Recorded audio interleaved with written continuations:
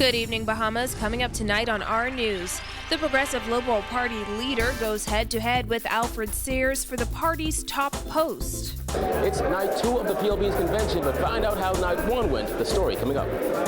F&M and DNA leaders not buying government's explanation of where that money went. That story straight ahead on our news. The United Democratic Party responds to claims on how that money has been spent. That story straight ahead.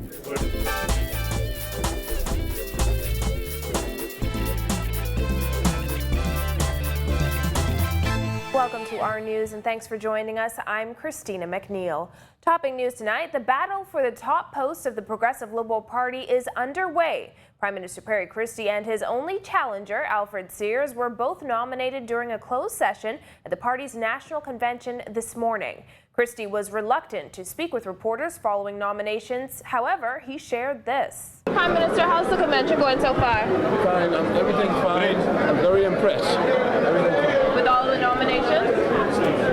I'm contested, so we'll have to see what happens. Christie was greeted by calls for one leader despite the leadership challenge presented by Sears. In the run-up to the PLP convention, Sears told reporters he was concerned about stalwart councillors being appointed at the last minute.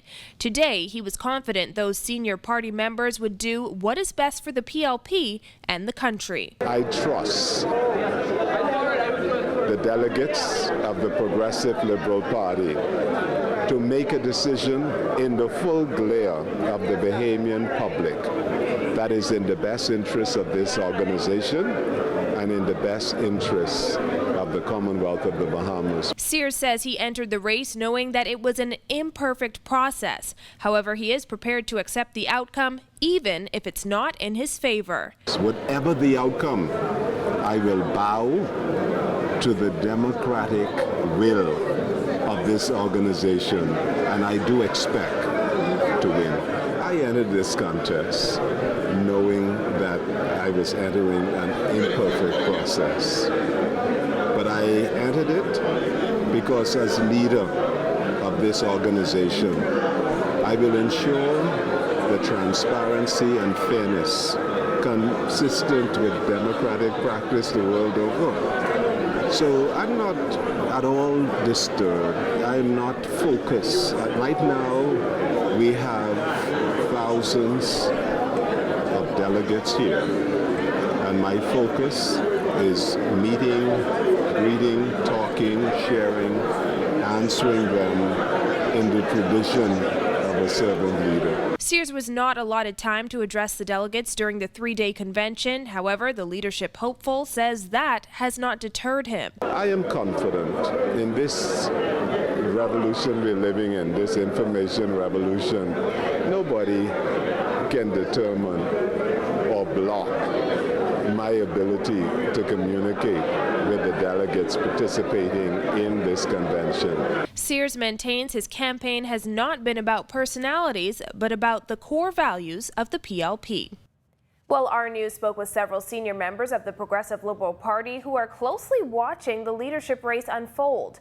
From the Deputy Party Leader and the Attorney General to the Tall Pines Member of Parliament, all of them agreed that Christie is the right man to lead the party into the 2017 general election. There's no way he can lose. I expect my friend would get probably 35% of the votes tops. You know, we went through this before with Dr. Norris. But, you know, Sears is a good man.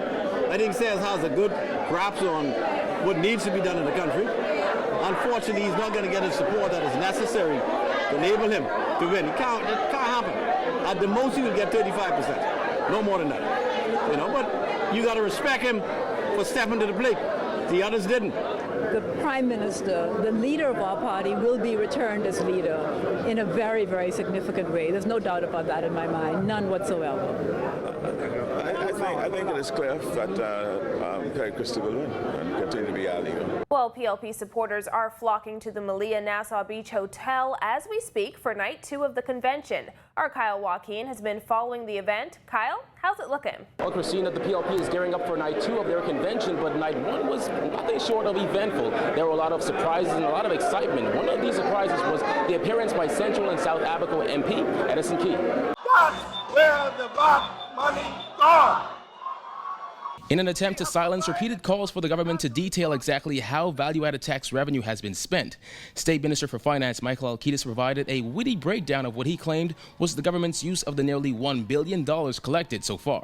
We are building new schools and have invested tens of millions of dollars in repairs and upgrades of existing schools, again, empowering our young people. That's where the VAT money goes. Since its implementation in January of 2015, people have been asking, where is the VAT money going? Alkitis mentioned the transition of the College of the Bahamas to university, the $100 million invested in Bahamas Air's new fleet, and a list of other achievements as an explanation into government spending. We have provided the money, well in excess of $150 million, to introduce comprehensive national health insurance in short order for all our people, but especially those in most need who cannot afford private insurance. This again empowers our people. That's where the VAT money goes. But the message that both speakers seemed to drive home last night was that there is unity in the PLP. Pointing to the numerous acts of unity which quickly turned to turmoil in the FNM, Deputy Prime Minister Philip Davis said PLPs don't backstab like the FNM. We don't dance together on stage one night and then stab each other in the backs the next. That's not us. Now, if you want something like that, you are at the wrong convention. Davis, in giving last night's keynote address, touted what he called the many successes of the Christie administration, including reduced customs duty and a conclusion to the Bahamar debacle. He said the PLP isn't like the FNM and that it wouldn't be wise of the country to replace a family with a gang.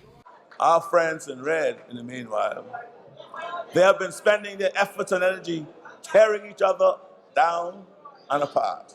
We in gold, we build each other up. Think Bahamian people fooling. PLP all the way, boy. Nearly 2 months after he blasted Free National Movement leader Dr. Hubert Minnis, accusing him of destroying the party, Central and South Abaco MP Edison Key created the shocker of the night as he made his entrance at the PLP's convention to a roaring crowd. But despite being welcomed back home to a party he helped to build, Key said he was just there observing. Right now, I am not with the FNM, with the present leader. Now again, the delegates and supporters are gearing up for night 2. We will have full coverage beginning at 8 o'clock right here on RTV following our news. Reporting from the PLP convention for our news, Kyle Joaquin, back to you, Christine. Thanks, Kyle. And Labor Minister Shane Gibson has defended Prime Minister Christie's announcement that his government has created nearly 32,000 jobs this term. While addressing supporters last night, Gibson, who is also convention chair, said now is the time for the party to get its message across and share its many achievements. But many are cynical and feel like their government is not able to rise to the challenges. This is not good.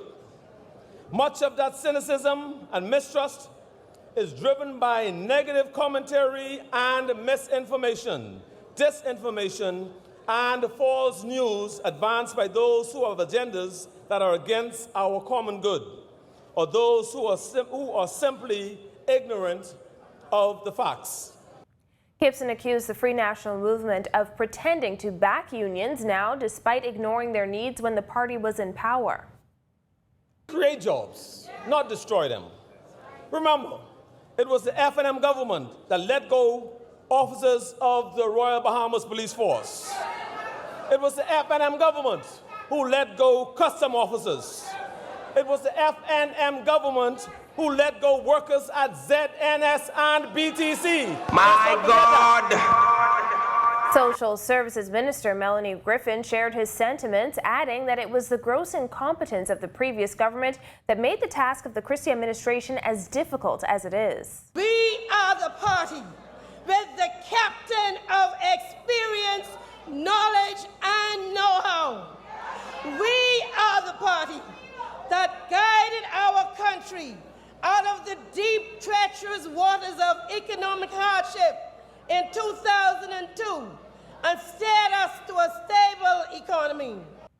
Well, as the PLP heads into night 2 of its 52nd National Convention, leaders of the FNM and Democratic National Alliance are calling the Christie administration's explanation of how value-added tax revenue was spent astounding and a slap in the face to Bahamians. Vonique Toot reports. Leaders of the Free National Movement and Democratic National Alliance ripped into State Minister for Finance Michael Halkitis today over his defense of government spending of revenue from value-added tax. F&M Chairman Sidney Cawley accused the PLP government of trying to put lipstick on a pig. He says the government is using fuzzy math and fake figures to try and justify another 5 years of a PLP government. Cawley said in a statement the governing party is delusional, adding they told us that by implementing that they would be able to reduce the deficit. Now he says they claim they spent it on projects. Cawley questioned what is the truth. Meantime, DNA leader Branville McCartney said he finds Halkitis' comments troubling. I don't believe anything the PLP says. The PLP said that they're going to take that VAT money, put on our debt. That is what they sold to the Bahamian people. They were not truthful. They proved that last night. McCartney urged voters to take the State Minister for Finance's VAT explanation with a grain of salt and asserted government officials should be ashamed of themselves. And the foolishness I heard on television last night regarding what they did or did not do is really a slap in the face of the Bahamian people. That's laughable. They gotta go. That's laughable. The PLP gotta go. Deputy Leader of the DNA, Chris Mortimer, called night one of the PLP convention a Disney show and accused the government of taxing Bahamian families to get itself out of what he called a financial quagmire. And a government should not be driving Bahamian families and businesses into the ground because they can't contain their level of spending.